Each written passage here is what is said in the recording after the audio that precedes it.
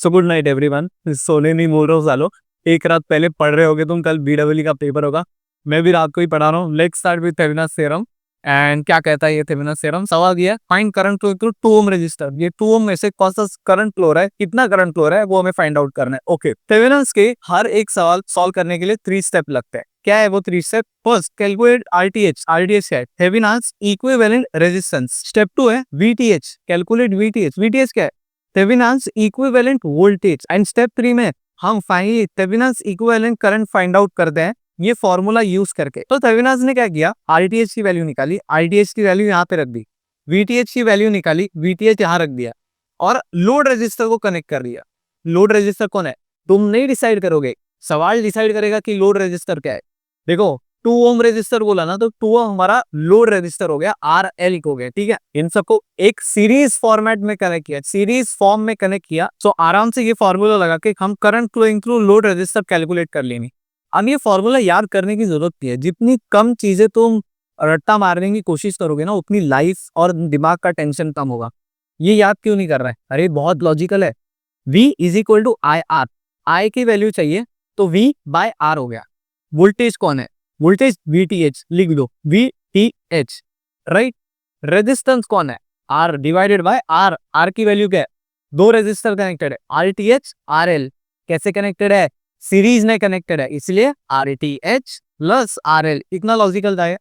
तो थेवेनिन्स क्या करता है, कितना भी कॉम्प्लेक्स सर्किट डायग्राम होने दो, 3 मैश होने दो, 4 मैश होने दो, 10 मैश होने दो, सबको सबको इतने से सीरीज कनेक्टेड सर्किट में कंडेंस कर देता है एंड हमारा जिंदगी बहुत आसान कर दे। तो हमने क्या अब तक समझा, कितना भी कॉम्प्लेक्स सर्किट डायग्राम होने दो, थेवेनिन्स उसको क्या बोलता है, तेरी दादागिरी निकाल दूंगा भाई। तो ये 3 स्टेप पढ़ के हमें कुछ समझ तो आने वाला है नहीं, तो हम सीधा सवाल सॉल्व करते हैं और इंप्लीमेंट करके समझते हैं कि एग्जैक्टली थेवेनिन्स के सवाल सॉल्व कैसे करते हैं।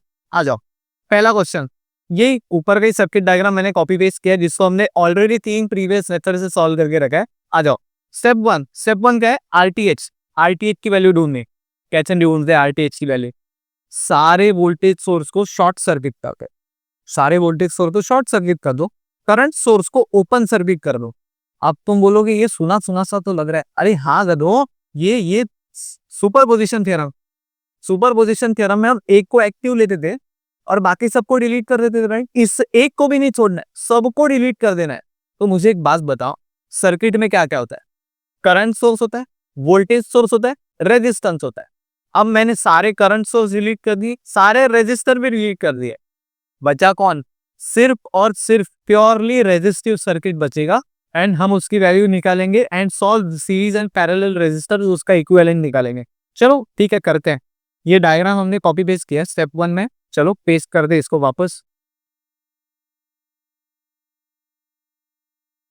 सो मुझे क्या करना है, सारे वोल्टेज सोर्स को शॉर्ट सर्किट करना है। ये डिलीट कर दिया, ये डिलीट कर दिया, ये भी डिलीट कर दिया, और शॉर्ट सर्किट मतलब ब्रांच को वापस कनेक्ट कर दो उसके बिना। ठीक है, और करंट सोर्स के साथ क्या करना है? Current source delete the entire branch. ठीक है, डिलीट कर दो भाई, हो गया।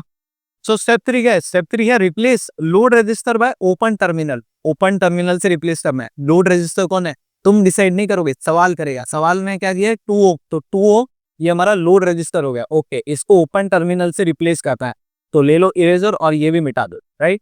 और ऐसे टर्मिनल अक्रॉस अज्यूम कर लो, और यहाँ पे हमारा आ गया RTH। ओके, अब मुझे एक बात बताओ, ये हमें इसका टोटल नेट रेजिस्टेंस कैलकुलेट करना है सीरीज और पैरेलल की हेल्प से। मुझे एक बात बताओ, शुरुआत कहाँ से करें, यहाँ से या फिर लेफ्ट साइड से शुरुआत करो? तो एक बात याद रखो, लोड रेजिस्टर कौन सी साइड में?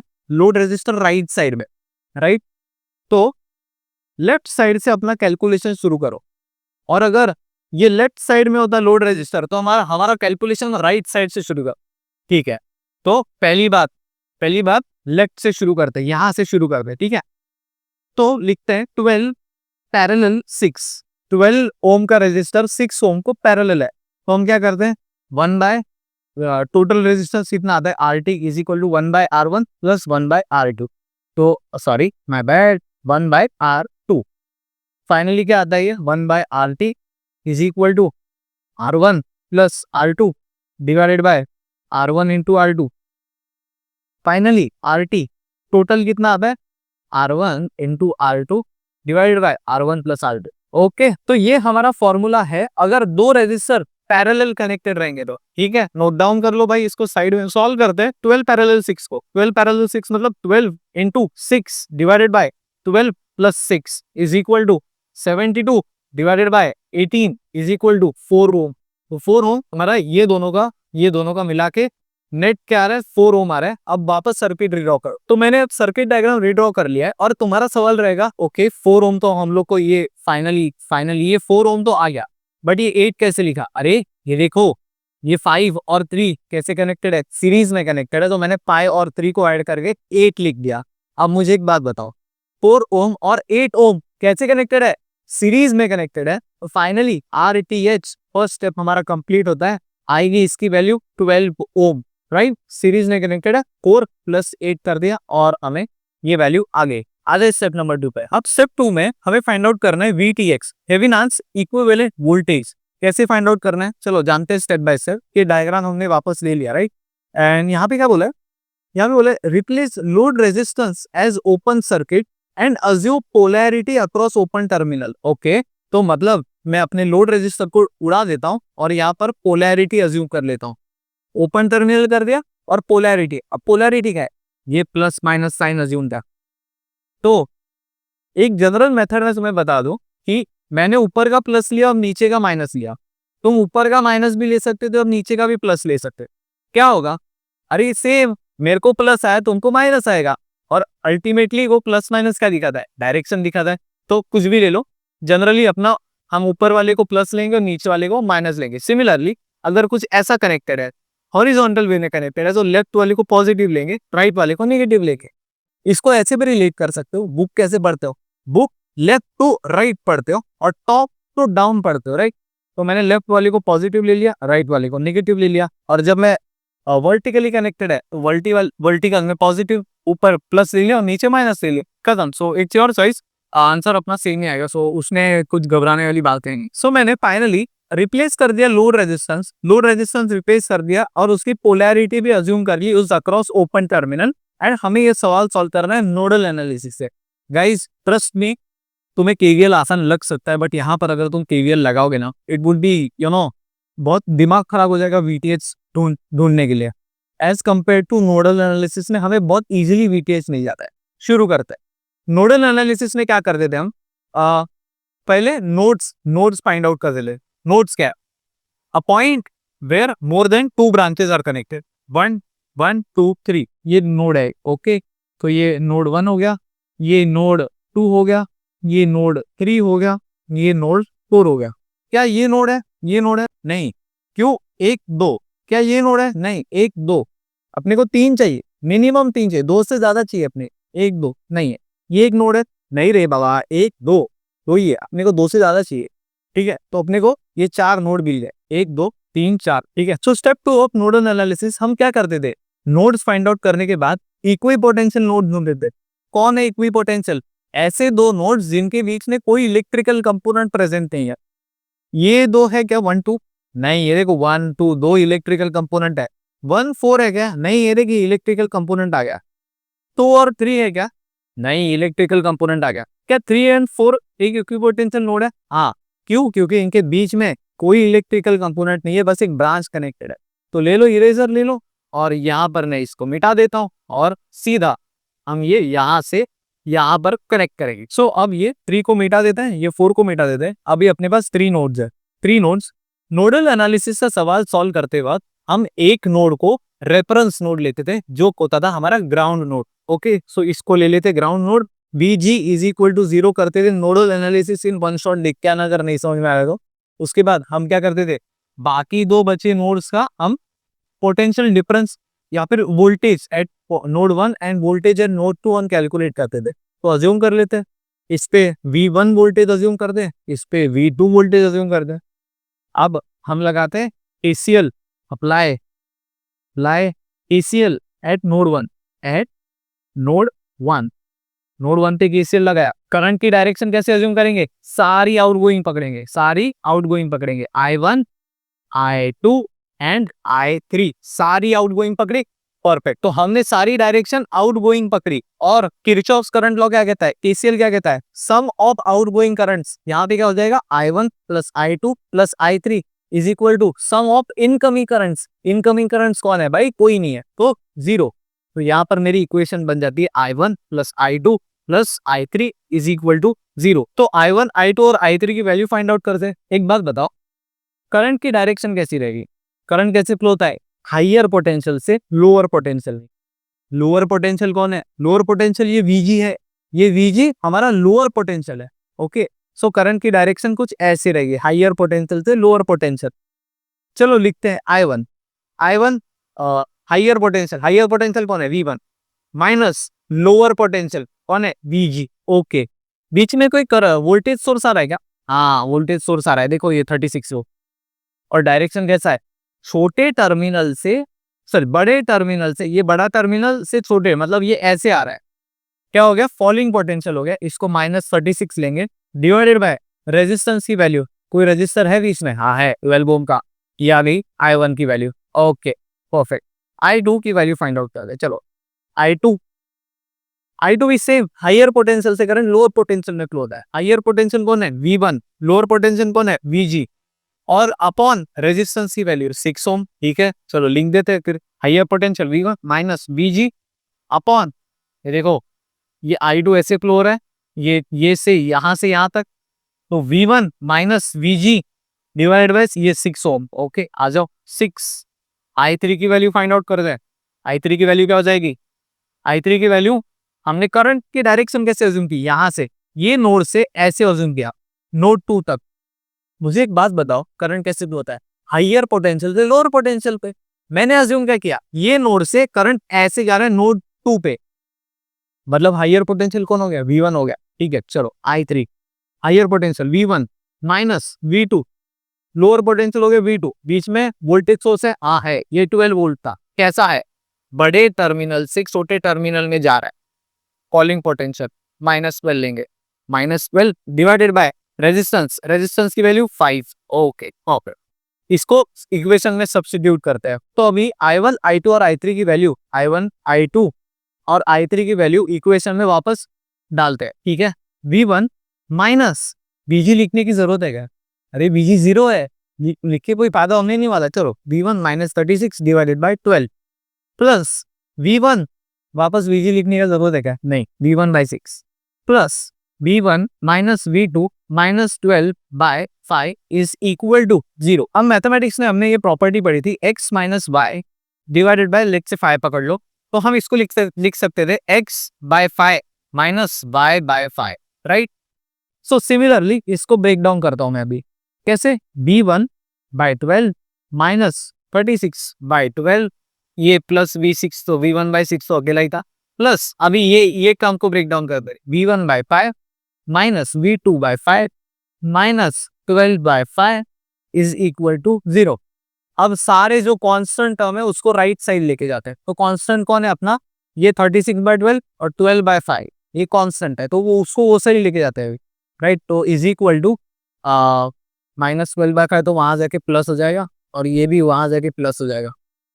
एंड यहाँ पे टर्म्स को बस रीअरेंज करना है। तो 1/12 सारे V1 को लिख रहा हूँ मैं पहले, 1/6 प्लस 1/5 V1 माइनस 1/5 V2। तो ये आ गई हमारे पास हमारी फर्स्ट इक्वेशन। सो हमें ये इक्वेशन नंबर 1 मिल गई, और सेम काम अभी नोड 2 के साथ करते हैं। तो अभी लिखते हैं applying KCL eight node 2, KCL eight node 2।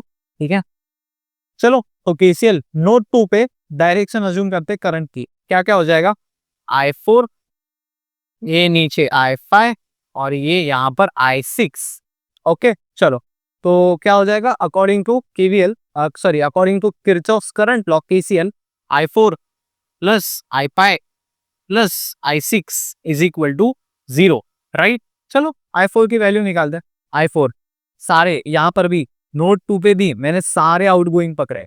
चलो I4 की वैल्यू लिखते हैं। I4 करंट कैसे फ्लो हो रहा है, हाइयर पोटेंशियल से लोअर पोटेंशियल। अब भी हमारा हाइयर पोटेंशियल कौन रहेगा, V2 रहेगा। नोड 2 हमारा हाइयर पोटेंशियल रहेगा, तो मैं V2 माइनस V1 कर पाओ, higher potential minus low potential, और कोई वोल्टेज सोर्स है बीच में, कोई दखल अंदाजी करने वाला है, ये देखो ये है।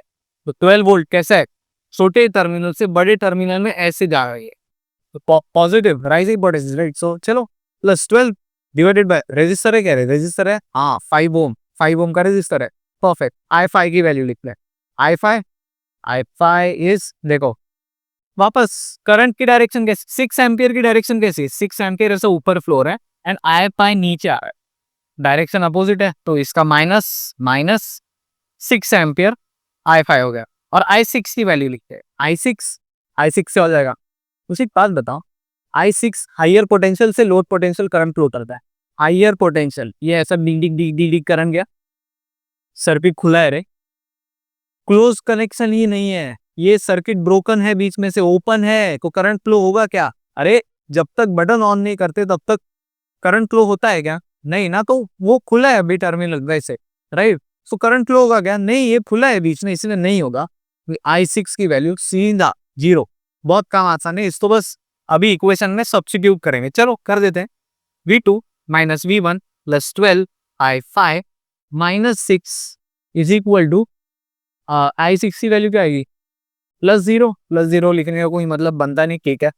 चलो तो वापस इन टर्म्स को स्प्लिट कर दें, V2 by 5 minus V1 by 5 plus 12 by 5 minus 6 is equal to 0। अब कांस्टेंट वाले पार्ट कौन सा है, ये और ये, राइट साइड भेज दो, ठीक है।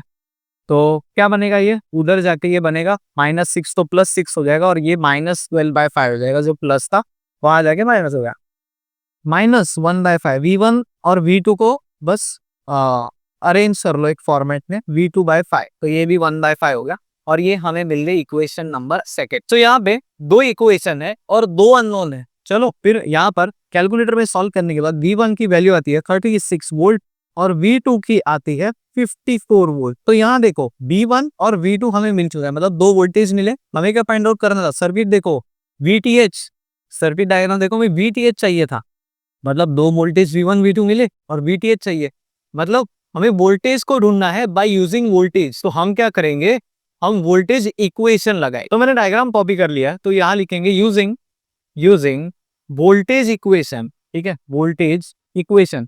VTH की वैल्यू चाहिए ना अपने को, VTH कहाँ पर है, ये ब्रांच है, ये ब्रांच, यहाँ से कौन फ्लोर है, यहाँ से V2 फ्लोर है, राइट, यहाँ से V2 फ्लोर है, हाइयर पोटेंशियल से लोअर पोटेंशियल पे V2 फ्लोर है। तो यहाँ पर क्या लिखेंगे, वोल्टेज इक्वेशन V2 माइनस, अब ये देखो कैसे जा रहा है, ये कैसे जा रहा है, ऐसे जा रहा है, ये V नोड 2 से ऐसे जा रहा है, मतलब ये पॉजिटिव टर्मिनल से नेगेटिव में जा रहा है, मतलब बड़े वाले टर्मिनल से छोटे वाले इसमें जा रहा है, बड़े वाले इसमें से छोटे वाले इसमें जा रहा है, ये पॉजिटिव से नेगेटिव वाला, तो हम इसको -VTH।